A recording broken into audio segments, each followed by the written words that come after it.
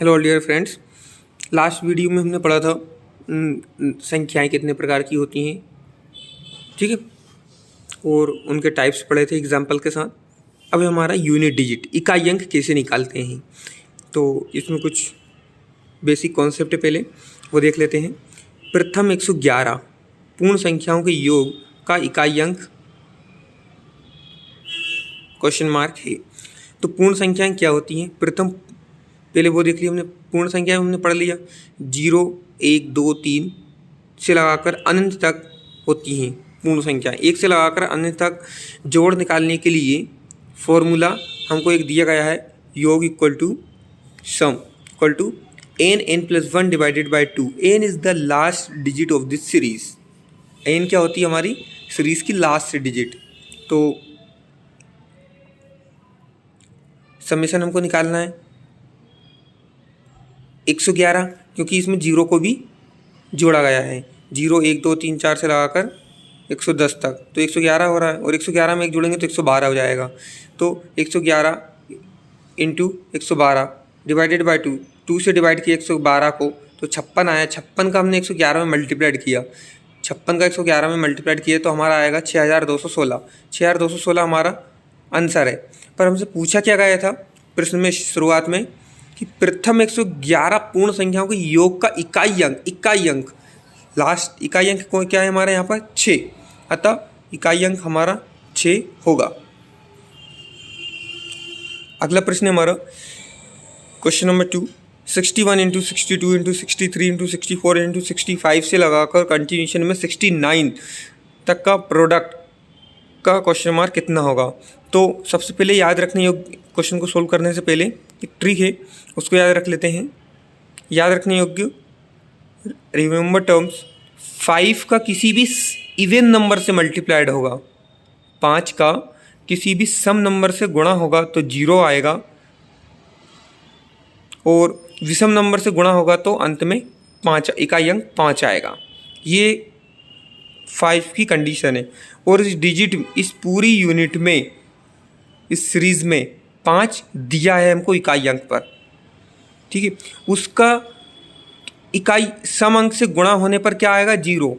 और वो इकाई अंक का 0 हमेशा किसी भी नंबर से मल्टीप्लाइड करने पर इकाई अंक पे 0 ही लेके चलेगा। तो 5 का 4 से गुणा हो जाएगा तो 5 चुके 20, तो इकाई अंक पे आ गया हमारा 0। अब 0 का किसी भी इकाई अंक से गुणा होगा तो वो उसको 0 बना देगा। अर्थात हमारा इस क्वेश्चन का इकाई अंक क्या होगा? 0, क्योंकि दिए गए व्यंजक में हमको सम अंक 2 गिवन है और उसका 5 से गुणा होने पर मल्टीप्लाई 0 होगा, अर्थात वह 0 सभी इकाई अंक को 0 कर बना देगा। ये 4 से भी हम देख सकते हैं, हमने देखा जैसे भी। क्वेश्चन नंबर 3 है हमारा 433 गुणा 456 गुणा 400 गुणा 43 n। तो n हमारा इकाई अंक हमको फाइंड करना है, का इकाई अंक n+2 है। हमको फाइंड करना है कि इन सब में से इकाई अंक कौन सा होगा।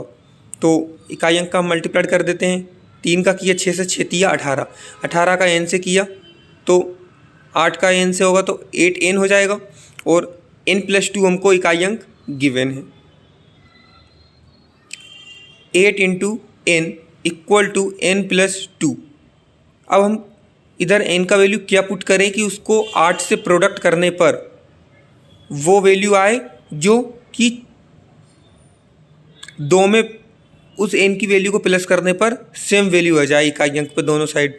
तो हम इन ऑप्शंस में से कोई सा भी एक ऑप्शन रख के देखते हैं। जैसे 5 हम रख के देखते हैं, तो 5 का 8 से मल्टीप्लाइड करते हैं तो आता है हमारा 40, अर्थात इकाई अंक आ रहा है 0, पर n की जगह 5 पुट करेंगे और 2 प्लस करेंगे तो 2 आ जाएगा, इक्वल लाना है।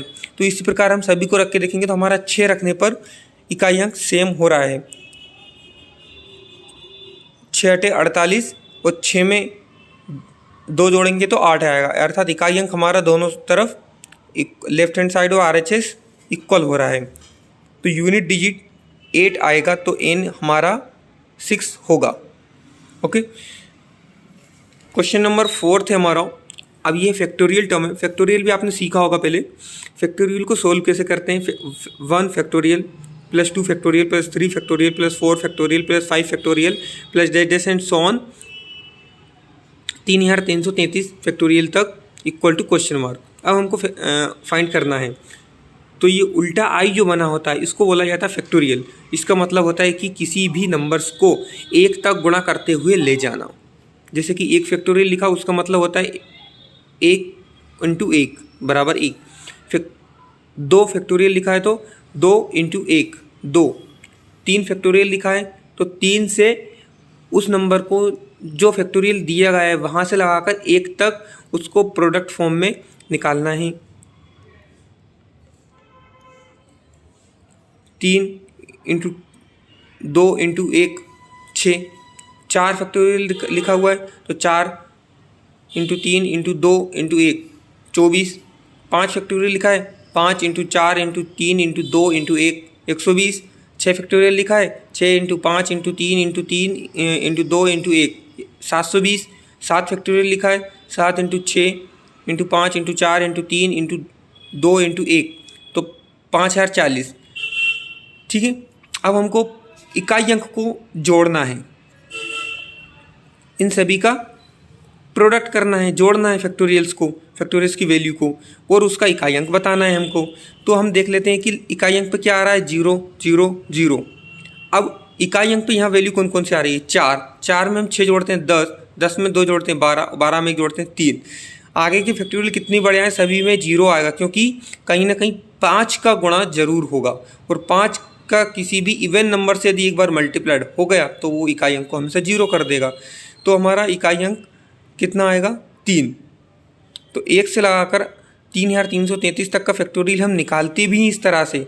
तो इकाई अंक हमको फाइंड करना है तो हमारा यूनिट डिजिट 3 आएगा, इकाई अंक हमारा 3 आ जाएगा, क्योंकि किसी भी फैक्टोरियल को निकालेंगे तो यूनिट डिजिट पर 0 आएगा और उसमें 1 2 6 और 24 को ऐड करेंगे तो 13 आएगा, और किसी भी 0 में 13 को ऐड करेंगे तो इकाई अंक 3 ही रहेगा, अर्थात हमारा इकाई अंक कितना आ जाएगा 3।